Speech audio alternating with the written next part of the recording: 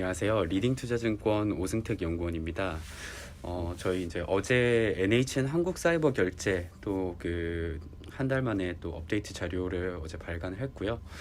타이틀은 집콕이 끝나도 온라인은 지속된다. 네, 이런 타이틀로 자료를 작성을 했는데 지금 이제 최근에 코로나 3차 확산 이러면서 계속 이제 신규 확진자 수가 새로운 수치 계속 좀 경신하고 있는 상황입니다. 그래서 저희가 지금 보고 있는 거는 일단은 이 회사 같은 경우는 기본적으로 코로나가 확산이 되면서 온라인 쇼핑이 늘어나게 되면은 동사의 이제 PG 부분하고 온라인 밴 부분의 실적이 올라오게 되고요. 근데 이제 그 시장에서 약간 좀 우려하시는 그런 부분들이 좀 있는 것 같아요. 일단은 이제 최근에 이제 미국하고 영국 위주로 해서 백신 개발하고 접종 이런 것들이 계속 좀 시작이 되고 있는 상황인데 이렇다라고 했을 때 이제 가장 좀 많이 우려하시는 부분들이 그 코로나 사태 이후에 다시 이제 사람들이 활동을 재개하고 그러면 이제 오프라인 소비가 늘어나게 되면서 온라인 부분 역성장하는 거 아니냐 이런 말씀들을 좀 한 번씩 하시는 것 같은데 저희는 이게 좀 기우에 불과하다 이렇게 판단을 하고 있고요. 이에 대한 근거로는 일단은 지난달에 맥킨지에서 보고서를 하나 발간한 게 있는데 중국 소비자 리포트고요. 이게 중국 소비자 대상으로 설문조사를 진행을 했습니다. 이 페이지 그림 2번을 보시면 중국에서 코로나 이후에 디지털 활동에 대한 소비자 동향을 조사한 거고요. 왼쪽 차트에 보시면 그 회색으로 나와 있는 부분이 이제 기존에 하고 있던 활동이지만은 코로나 사태 이후에 이제 더 하겠다. 그리고 파란색은 코로나 사태가 터지고 나서 원래 안 하던 활동을 지금 좀 하고 있다. 이런 내용이고요. 그래서 지금 밑에 저희가 이제 한국 사이버 결제 같은 경우에 그 밑에서 네 번째, 밑에서 세 번째 이렇게 두 가지 위주로 좀 숫자를 보시면 될 것 같아요. 먼저 레스토랑 딜리버리 이거는 이제 그 배달 서비스고요. 밑에는 이제 그로서리 딜리버리인데 저희 흔히 얘기하는 마켓컬리라든지 쿠팡의 이제 로켓프레시 이런 서비스하고 궤를 같이 하는 동향이라고 보시면 되겠고요. 이게 이제 계속 좀 코로나 이후에도 좀 많이 유지가 될 것이다. 저희 이렇게 좀 생각을 하고 있고 그 다음 페이지 3번에 있는 그림 3번입니다. 그래서 왼쪽에 있는 차트를 보시면 저희가 이제 오프라인 쇼핑에서 트래픽이 얼마나 되는가 이런 것들을 이제 추정을 해본 거고요. 왼쪽 그림 보시면은 코로나 이전에 주 중과 주말에 이제 쇼핑을 하는 그 트래픽을 좀 측정을 해본 거고요. 그래서 보시면은 이제 오프라인 쇼핑 같은 경우에는 코로나 전에 수치에 비해서 코로나가 이제 한참 확산이 되는 시기에 확 줄어들었다가 이제 피크가 지나고 나서도 어느 정도는 바로 그 이전 수치로 돌아오지는 않는 모습이에요. 그래서 저희가 지금 좀 말씀드릴 수 있는 거는 코로나가 끝난다고 하더라도 어느 정도 이제 온라인에 대한 소비들이 좀 유지가 될 것으로 보고 있고 저희는 이거를 이제 설명하는데 가장 중요한 이유 중에 하나는 기존 온라인에서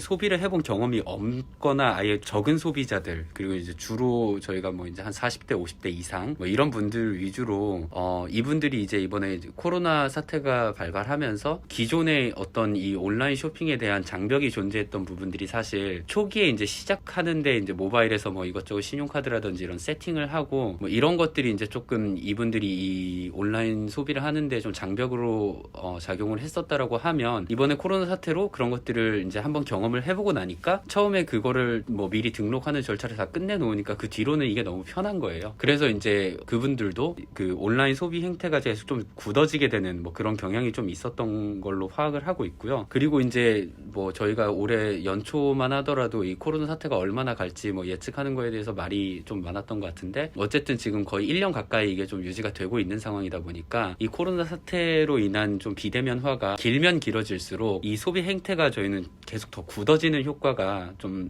세게 나타날 것이다 이렇게 좀 판단을 하고 있기 때문에 이제 코로나 끝나고 오프라인 활동 재개해도 일부 이제 오프라인 소비 전환이 되는 부분들은 있겠지만 특히 이제 동사가 하고 있는 그 소셜 커머스라든지 그 그로서리에서 이제 그 쿠팡이나 이런 데 로켓프레시 이런 데에서 이제 그 식료품 배달시키고 이런 것들에 대해서는 코로나 이후에도 이런 소비 행태들이 계속 유지가 될 가능성이 높다 이렇게 좀 봐주시면 될 것 같고요. 그리고 다음 문단 보시면은 이제 4분기 실적하고 내년 실적을 좀 전망을 해본 건데요. 4분기 실적 같은 경우에는 저희는 이제 그 컨센서스 대비해서는 소폭 좀 높은 수치를 좀 제시를 했습니다. 영업이익 같은 경우는 138억 원 지금 전망을 하고 있는데 당연한 얘기지만은 이제 코로나 사태가 그 11월부터 이제 3차 확산 이런 것들이 되면서 지금 이제 거리두기 효과가 좀 더 강해지는 그런 부분 때문에 온라인 부분이 올라오는 효과를 좀 기대를 할 수가 있을 것 같고요. 그리고 이제 내년 실적 같은 경우도 아까 위에서 말씀드렸던 똑같은 논리,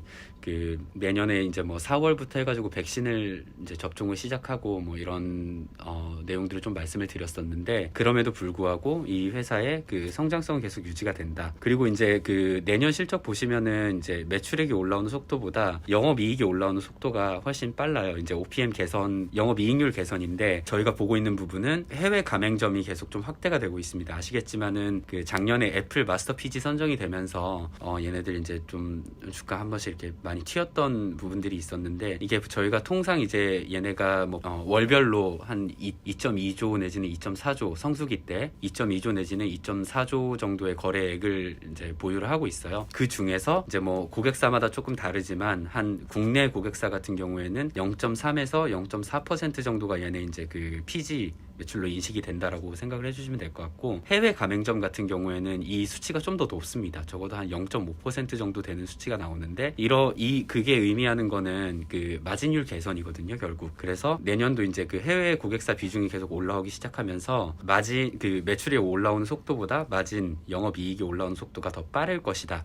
저희는 이렇게 전망을 하고 있습니다. 그리고 이제 또 한 가지 기대할 수 있는 부분이 O2O 부분인데요. 최근에 이제 그 뭐 식당이나 이런 데 가보면은 그 픽업 오더라고 해서 페이코에서 하고 있는 사업이 이제 그 QR코드 가지고 찍어서 이거를 이제 주문이 거의 이제 언택트 방식으로 진행되는, 얘네가 이제 제공하고 있는 서비스고요. 이런 부분들이 지금은 아직 사업 초기 단계라, 작년에 이제 런칭을 했는데 사업 초기 단계라서 아직 크게 이렇게 이익이 나고 있는 상황은 아니고, 내년 중에 아마 마케팅 비용 집행을 좀 세게 할 것 같아요. 그래서 뭐 당장 얘네가 이익적인 측면에서 좀 이렇게 바로 이렇게 찍히는 그런 부분은 좀 더 시간이 걸리겠지만, 어느 정도 탑라인 볼륨이 성장하고 난 후에 이게 뭐 장기적인 성장 동력으로 좀 기대를 하실 수 있을 것 같다, 이렇게 말씀을 드릴 수 있을 것 같고요. 그래서 이제 뭐 투자 의견 같은 경우는 저희가 이제 매수를 유지했고, 목표 주가 기존에 저희가 83,000원에서 이번에 이제 94,000원으로 상향 조정을 했습니다. 그 목표 주가 같은 경우에는 이제 내년 예상 EPS 1,886원에 타겟 멀티플도 50배로 저희가 상향을 했어요. 이게 글로벌 피어 그룹을 봤을 때 페이팔 같은 경우, 그리고 일본에 있는 GMO 페이먼트 게이트 보시면은 아시겠지만 이제